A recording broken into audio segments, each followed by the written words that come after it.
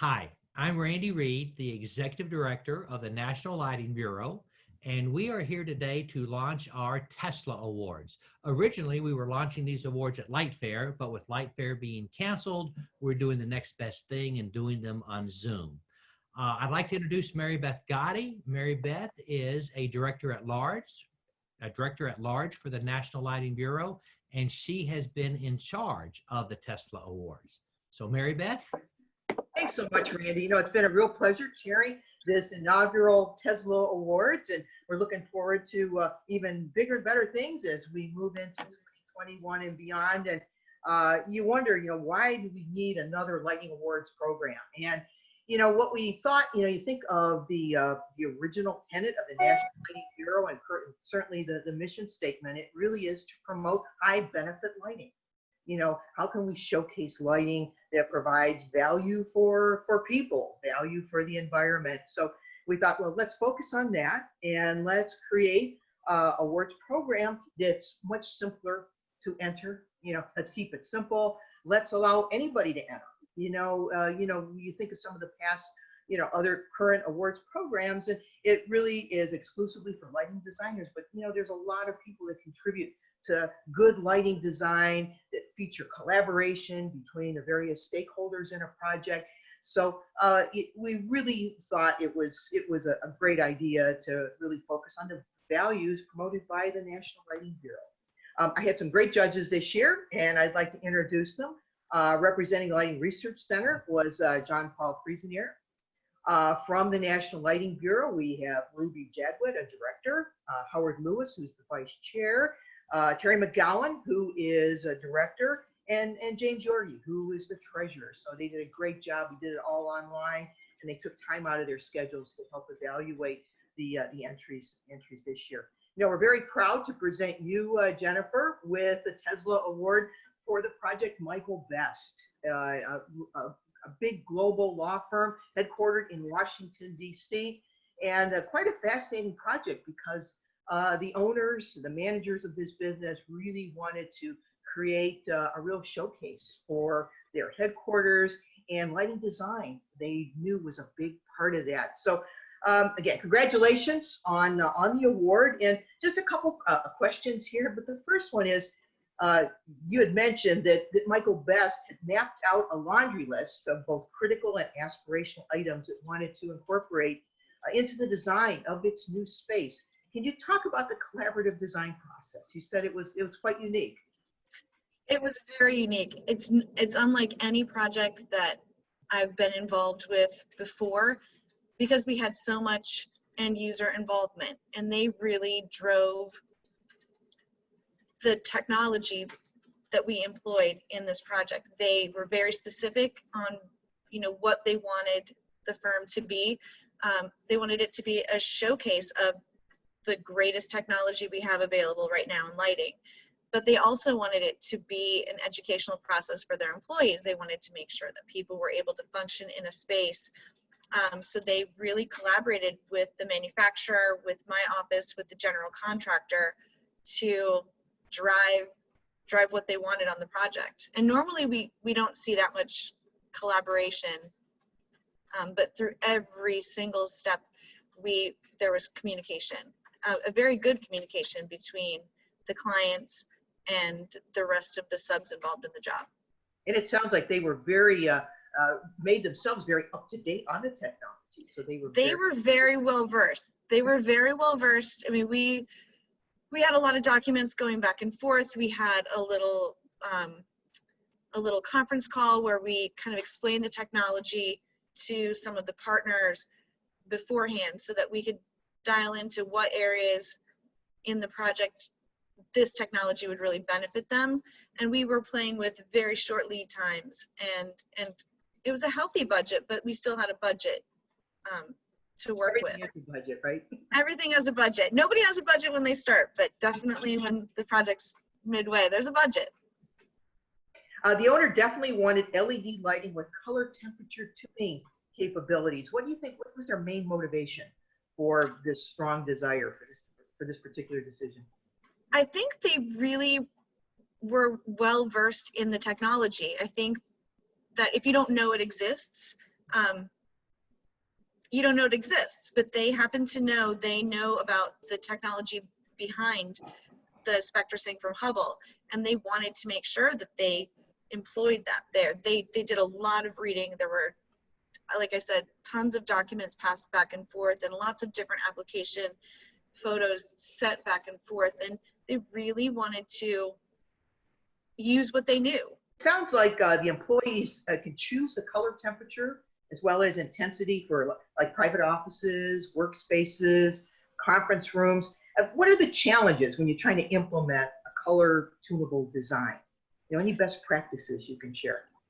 So really the challenge is educating the people that are going to be using the space, right? You can have the most amazing technology, but if the people in the space don't know it exists or how to use it, it's wasted. So the challenge is to make sure that everybody knew what the functionality of the space was and how they could do that throughout the day and change it themselves. It's overwhelming when you see, you know, button stations and keypads, and there's so many choices, but the way Hubbell has done the keypads in the private offices, it's very clear that, you know, what your settings are. And just getting people comfortable with knowing that they have the opportunity to change it throughout the day, that's where I think the biggest education was. Best practices from a sales rep standpoint, making sure that the end users or the client's vision of how they want the space to flow and how they want people to feel in that space, to make sure that's communicated from the very beginning so that the project can kind of transform smoothly. This project was specified a different way in the beginning, and we did a pivot halfway through the project and changed pretty much everything to employ the color tunable technology. And from the original design having 0 capabilities to the end project where it was specific to the conference rooms, the open workstations, the lobby, the private offices, you know, we didn't want to have electrical closets that had color tuning technology in it. We didn't need it for the restrooms. So we kind of had to dial back just so that it made sense for the project, and that the spaces that had the tunability were actually spaces that needed the tunability. Yeah, great. It sounds it sounds wonderful. What's been the employees' response? Have you gotten any feedback from the people who actually work in these spaces and what their thoughts? So I went back to the space, so I saw it pre-production, and then I saw it during installation, and then I did a walkthrough after all of the fixtures were installed and the employees were in the space. It was actually a few days after they'd moved in. So I went through and I went to each private office and kind of explained what the functionality was. People were really intrigued. They were really intrigued. And just to have that many choices, I haven't been able to dial back in with the employees in the space since that initial visit, but everybody was really impressed that they had the choices. And I think to be working for somebody who is thinking that much about the environment that their people are in, 10, 12 hours a day, I think that's impressive. Seeing as that obviously the folks that are working there have control, as you've been talking about, and that they are very getting comfortable with it, I guess is the best way to term it. Are there areas that it was talked about where they would not have their own control and it would just be an automatic system like there would be with circadian stimulus, so that it's actually changing throughout the day for the employee? We did not employ that in this project. If there's that sort of control, normally that's at the reception area, right in the lobby, so that there's a manual station that the reception has access to. But we didn't have any big overrides on this project with the tunability. Okay. Hi, it's Jim Yorgi. Hey, Jim. Hi, how you doing? Good. It talks about shades. Were shades incorporated, and did you use some sort of automatic time of day system there? We did not do shading on this project. The view of this law firm is spectacular. It overlooks the water. I think they're pretty excited that they have a clean, clear view. Is this it down in the new sort of wharf development? It is, yeah. Oh boy, yeah. Yeah, from the pictures you can see those views for sure. It's beautiful. How many brands do you use on the project? We used, there's, I think 6 different manufacturers total, but the bulk of the architectural lighting fixtures were Hubbell lighting and Hubbell lighting brands. Is there anything that now, having gone through the process of a specification and talking with the client, and obviously they were an educated client, which in my view is the best client to have, is there anything that you would do differently in the next project, either the commissioning or the specification part?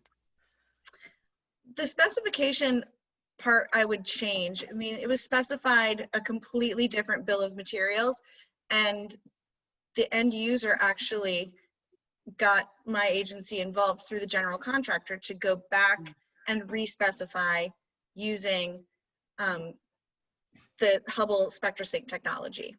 So the process for me would have happened differently between the client and the original specification, because we were not involved in that.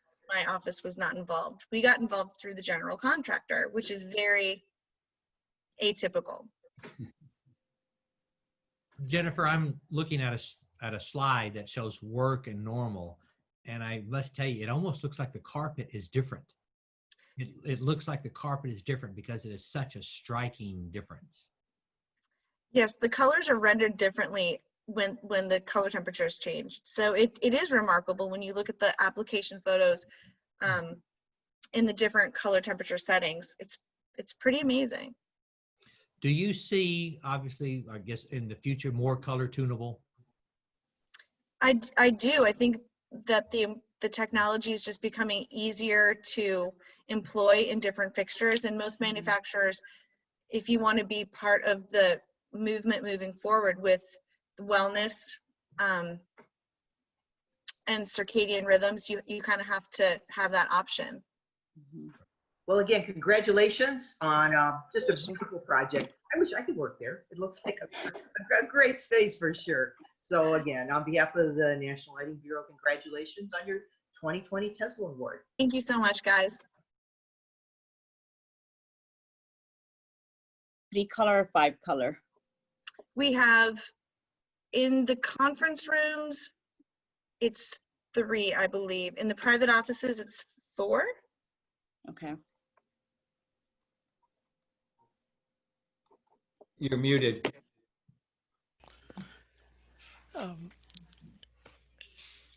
Is there anything that now, having gone through the process of a specification and talking with the client, and obviously they were an educated client, which in my view is the best client to have, is there anything that you would do differently in the next project, either the commissioning or the specification part? The specification part I would change. I mean, it was specified a completely different bill of materials, and the end user actually got my agency involved through the general contractor to go back and re-specify using the Hubbell SpectraSync technology. So the process for me would have happened differently between the client and the original specification, because we were not involved in that. My office was not involved. We got involved through the general contractor, which is very atypical. Jennifer, I'm looking at a slide that shows work and normal, and I must tell you, it almost looks like the carpet is different. It looks like the carpet is different because it is such a striking difference. Yes, the colors are rendered differently when the color temperature is changed. So it is remarkable when you look at the application photos in the different color temperature settings. It's pretty amazing. Do you see, obviously, I guess in the future, more color tunable? I do. I think that the technology is just becoming easier to employ in different fixtures, and most manufacturers, if you want to be part of the movement moving forward with wellness and circadian rhythms, you kind of have to have that option.